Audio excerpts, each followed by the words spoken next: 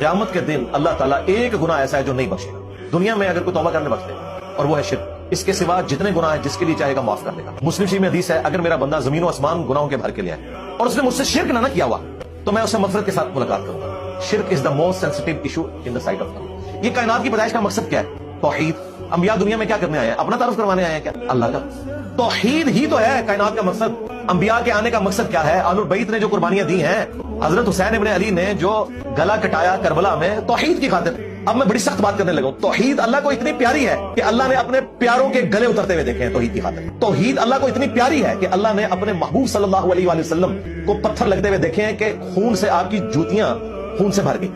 جو اپنے محبوب کو بھی پتھر کھاتا ہوا دیکھ لے تو اس کا مطلب ہے وہ کاز کوئی بہت بڑی ہے, وہ توحید کی کاز. اب مجھے بتائیں میں سینسٹیو کیوں نہ ہوں؟ میرے نبی کی دنیا میں آنے کی سب سے بڑی جو ان کا موٹیو تھا, مشن تھا, توحید کو پھیلانا.